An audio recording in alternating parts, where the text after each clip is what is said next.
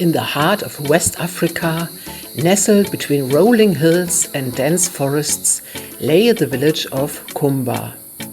This village was known for its rich cultural heritage and mystical traditions that had been passed down through generations. The people of Kumba lived in harmony with nature, respecting the spirits that they believed inhabited the land, the trees, and the rivers. Among the villagers was a young woman named Ifwa. Ifwa was known far and wide for her beauty and her kindness. Her eyes sparkled like stars in the night sky, and her laughter was as melodious as a songbird's. Ifwa's generosity and compassion made her beloved by all, and many suitors came from far and near to win her heart. But Ifwa, though kind and polite, never felt the spark of true love with any of them. Life in Kumba was peaceful, yet there was an undercurrent of mystery that flowed through the village. Whispers of spirits and mystical forces were a part of everyday life.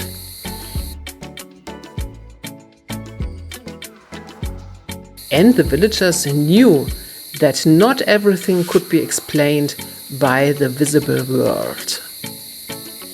It was in this atmosphere of enchanting beauty and hidden secrets that Ifwa's story began.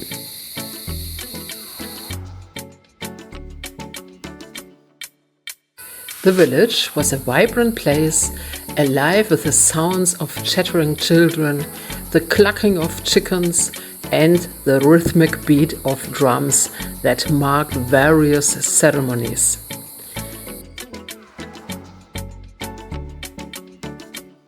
The market was always bustling with activities, with traders selling everything from colorful fabrics to fresh produce. Amidst this lively scene, Ifwa moved with a grace that caught everyone's attention. She was a weaver known for her intricate patterns and vibrant colors that seemed to capture the essence of Kumba itself.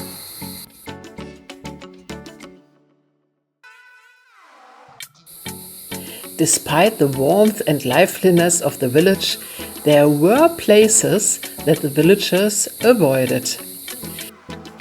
The dense forest that bordered Kumba was one such place.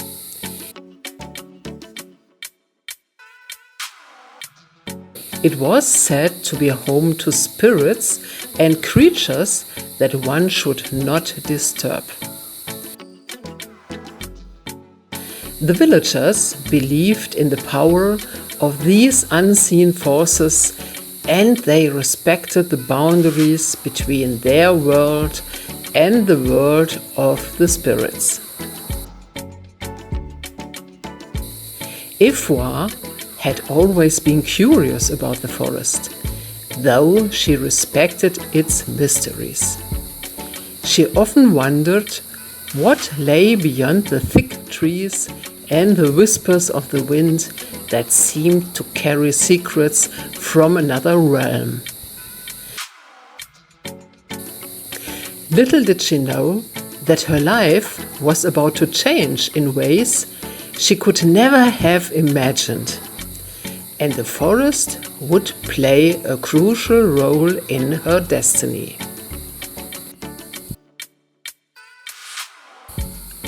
One fateful evening, as the sun dipped below the horizon and the sky was painted with hues of orange and pink, a stranger arrived in Kumba. He was a tall, imposing figure, draped in flowing robes adorned with intricate symbols. His presence was commanding, and he moved with an air of mystery and power. The villagers soon began to whisper about him, calling him the Voodoo Man.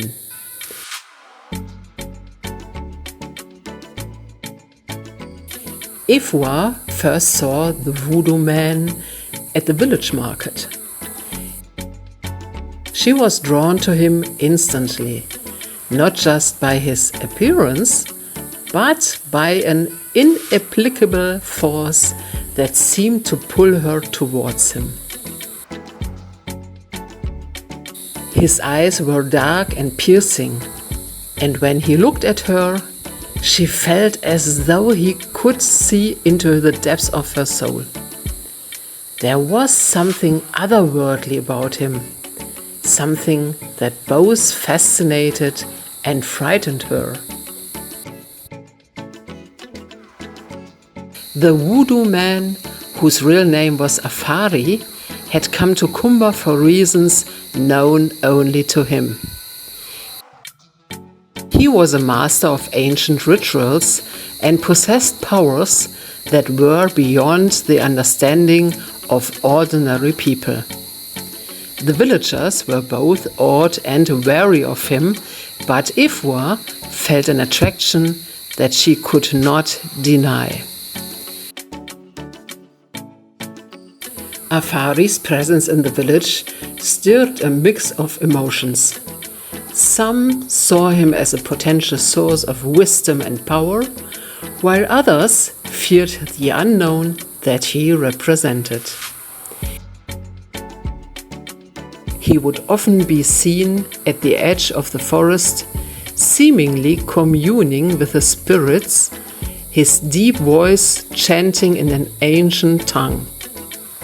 The children, curious and a little scared, would watch from a distance, and the elder would shake their heads, warning them to keep away. Ifwa's curiosity got the better of her. One day, while gathering herbs near the forest's edge, she found herself drawn to Afari. He was sitting under a large baobab tree, his eyes closed, lost in meditation. As she approached, he opened his eyes and smiled, a knowing smile that sent a shiver down her spine. "Come sit with me," Afari said, his voice as smooth as silk. "There is much I can teach you, Ifwa." Ifwa hesitated, but found herself unable to resist.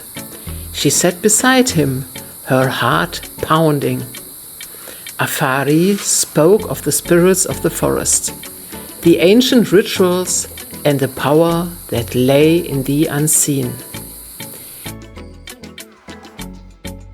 He told her stories of his travels, of places where the veil between the physical world and the spirit world was thin, and magic was part of everyday life.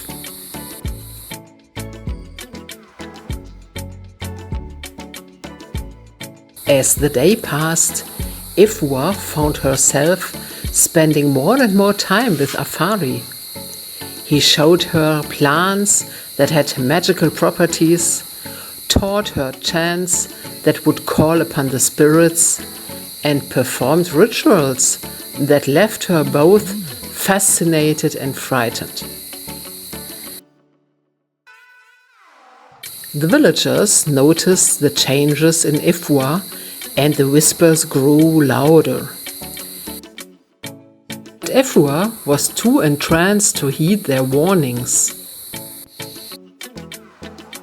Afari began to court Ifwa, and she found herself drawn deeper into his world. He would take her on walks through the forest, showing her plants and herbs that had magical properties. He spoke of the spirits of the ancestors and the power of the unseen. Efua was captivated by his knowledge and the way he seemed to be in tune with the natural world in a way that no one else was.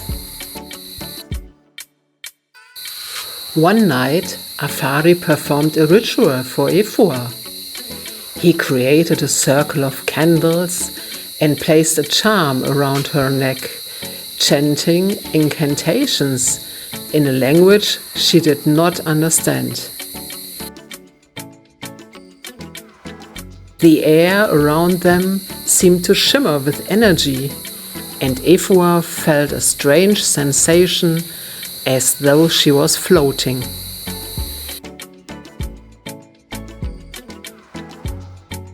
The experience was both exhilarating and terrifying, and Efua could not help but wonder if her feelings for Afari were real or if she was under some sort of spell.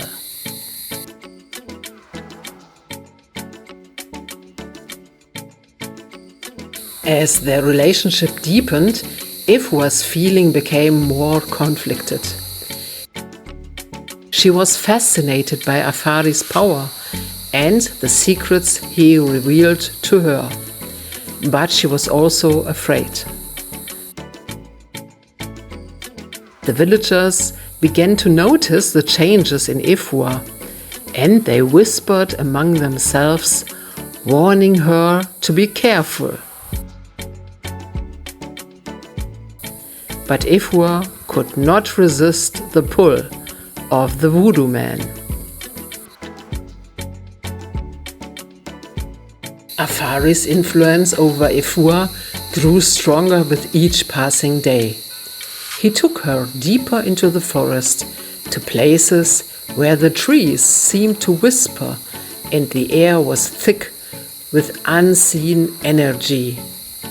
He showed her how to communicate with the spirits, to call upon her guidance and protection. Efua was both exhilarated and terrified by the power she felt coursing through her. The villagers' whispers turned to concern. They could see the changes in Efua. Her once bright eyes now had a distant look, and she often seemed lost in thought. Her laughter, which used to be a common sound in the village, was now rarely heard. Her friends and family tried to reach out to her, but she was too deeply entranced by Afari's world to listen. One evening, Afari took Efua to a sacred grove deep within the forest. It was a place few had seen, where ancient trees formed a natural cathedral, and the ground was covered with soft moss. In the center of the grove was a stone altar, covered in symbols and offerings. Afari began to chant, and Efua felt the air around her come alive with energy. She closed her eyes and let the sensation wash over her, feeling a connection to something greater than herself.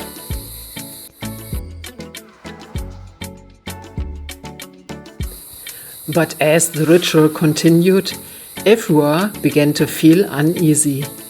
The energy that had initially felt invigorating now felt oppressive. She opened her eyes and saw Afari's face twisted in concentration, his eyes glowing with an otherworldly light. For the first time she felt a flicker of doubt. Was this truly love? Or was she under some kind of spell?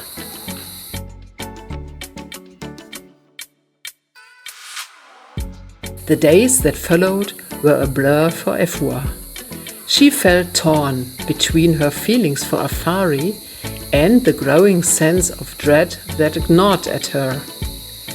The villagers' concern turned into suspicion, and they began to fear that Ifwa had brought a curse upon them. Crops started to fail, and strange illnesses spread through the village.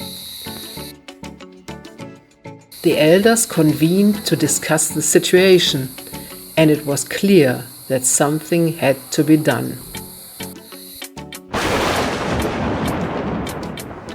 One stormy night, as thunder rumbled in the distance and lightning lit up the sky, Ifwa discovered a dark secret about Afari. She stumbled upon a hidden room in his hut, filled with strange artifacts and symbols.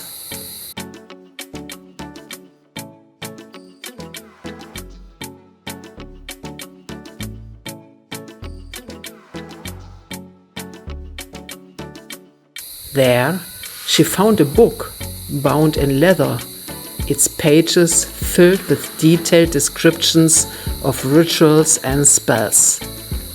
As she read, she realized that Afari had been using his powers not just for good, but for darker purposes as well.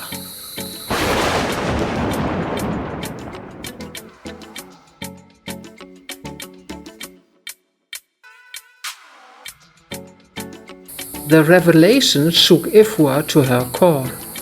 She confronted Afari, demanding to know the truth.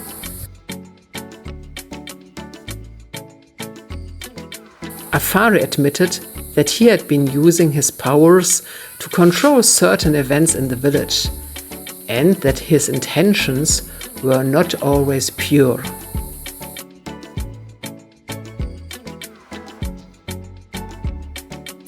He claimed that his actions were necessary to maintain balance and that the spirits demanded certain sacrifices.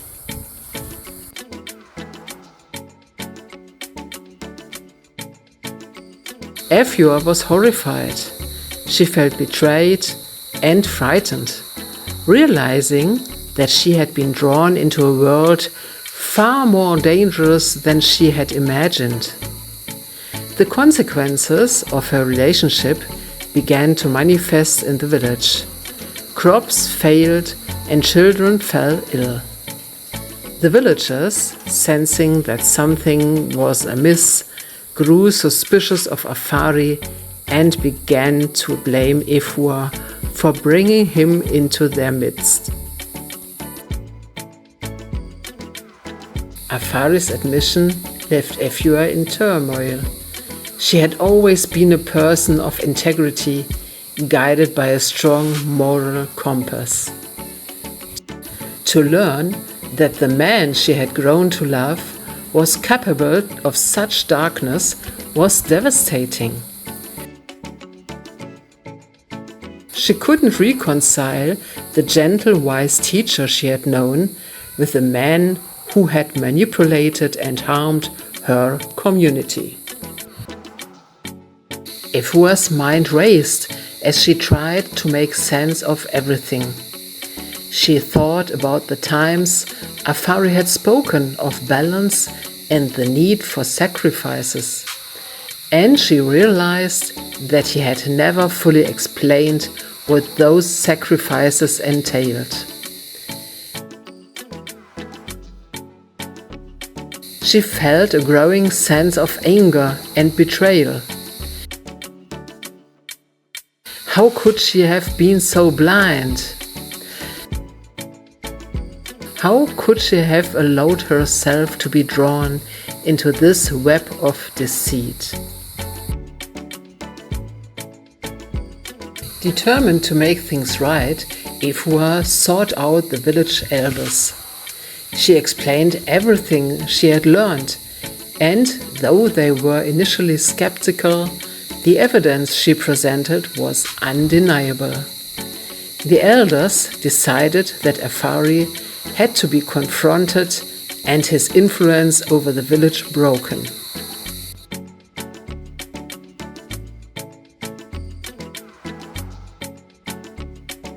The confrontation took place in the village square under the watchful eyes of the entire community. Afari stood calmly, his eyes betraying no emotion, as Ifua and the elders accused him of his misdeeds. He did not deny the accusations, but instead tried to justify his actions, speaking of the greater goods and the necessity of the rituals. But the villagers were not convinced. They had seen the suffering and the fear that had taken hold of their community, and they could not accept Afari's reasoning. The tension in the air was palpable, as they demanded that he leave Kumba and never return. The tension reached its peak when the village elders called a meeting to discuss the strange occurrences. Ifua knew that she had to make a choice. She could either stand by Afari and face the roar of the villagers, or renounce him and try to restore peace to Kumba.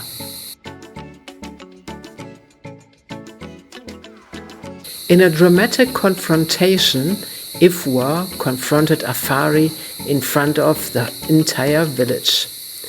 She declared that she could not longer be part of his world of dark magic and deceit. Afari, realizing that he had lost her, became enraged. He called upon the spirits, summoning a storm that threatened to destroy the whole village. Ifua, drawing on her inner strength and the knowledge she had gained from Afari, stood her ground. She performed a ritual of her own, invoking the protective spirits of her ancestors.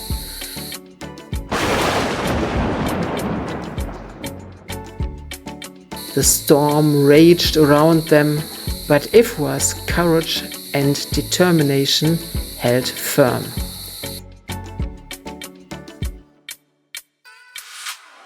In a final, desperate act, Afari unleashed his full power, but it was no match for the combined strength of Ifua and the village spirits.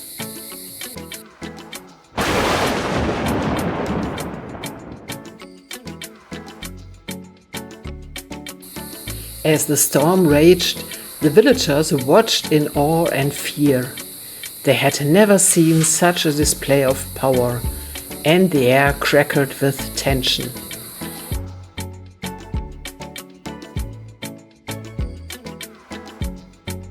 Lightning flashed, illuminating the figures of Ifua and Afari as they stood facing each other, the forces of light and darkness battling for supremacy.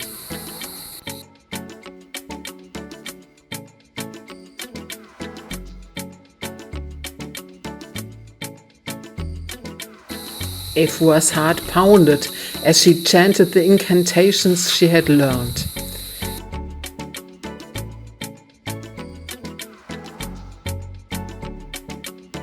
She could feel the spirits of her ancestors gathering around her, lending her their strength and wisdom. She focused all her energy on the protective charm Afari had given her, using it to channel the spirit's power.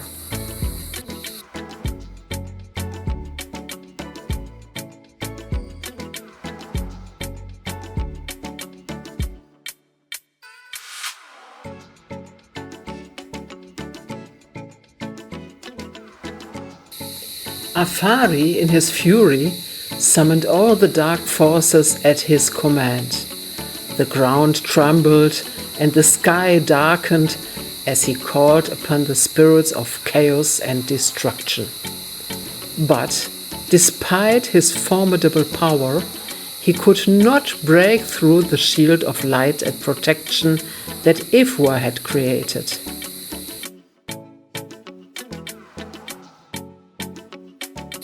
final, desperate attempt to assert his control, Afari launched a bolt of dark energy at Ifwa. Time seemed to slow as the villagers watched in horror, but Ifwa remained steadfast. She raised her hands, and the bolt of energy was absorbed into the charm around her neck, dissipating harmlessly.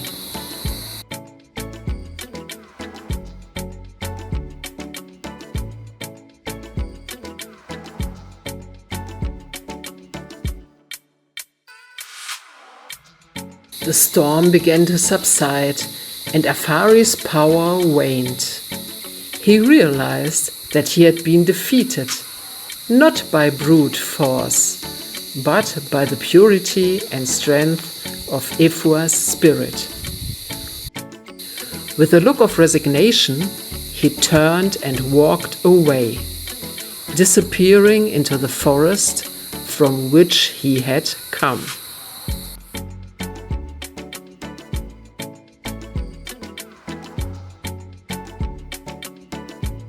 The villagers erupted in cheers and tears of relief. Ifwa had saved them, and they gathered around her, expressing their gratitude and admiration. She had faced the darkest forces and emerged victorious, not just for herself, but for the entire community.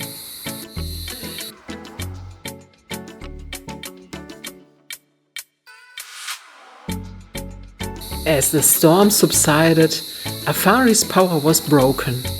He was banished from the village, and peace slowly returned to Kumba.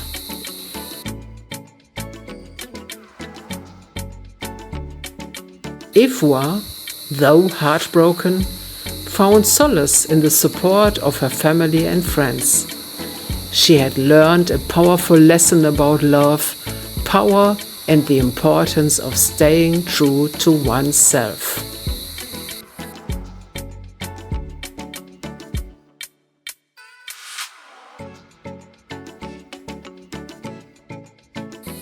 The villagers, grateful for Ifwa's bravery, honored her with a special ceremony. They recognized her as a protector of the village, someone who had faced great danger and emerged stronger. Ifwa's story became a legend, passed down through generations as a reminder of the power of courage and the strength of the human spirit.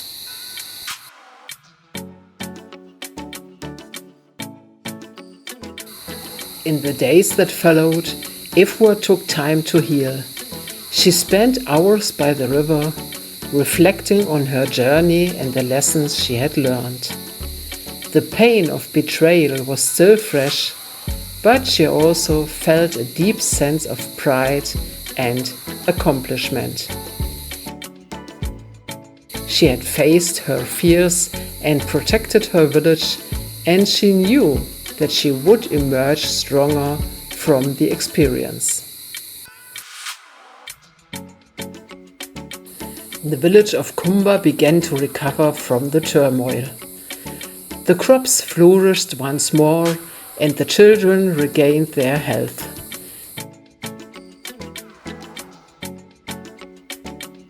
The elders, who had initially been wary of Afari's influence, now saw the importance of maintaining a balance between tradition and vigilance.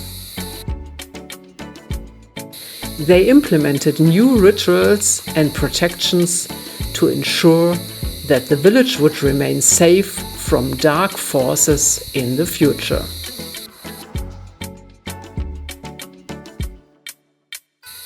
Ifwa's role as a protector and guardian of the village was solidified.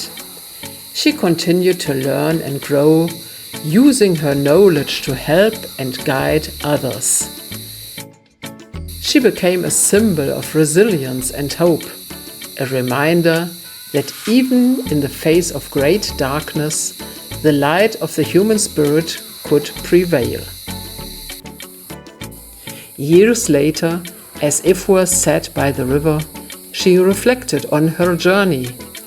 The village of Kumba had prospered, and the memory of the voodoo man had faded into legend. Ifwa had found peace and contentment, knowing that she had faced her fears and protected her home. Her story, though haunting, was one of resilience and hope, a testament of the enduring strength of the human spirit. And so, the story of Ifwa and the Voodoo Man was passed down through the ages, a haunting and captivating tale that reminded all who heard it of the strength of the human spirit and the enduring power of love and courage. Did you enjoy the story? If yes, please subscribe to the channel and hit the bell so you will not miss any of the next upcoming stories. And let me know in the comments what you liked best about the story. I look forward to hearing from you and will be happy to answer to your comments.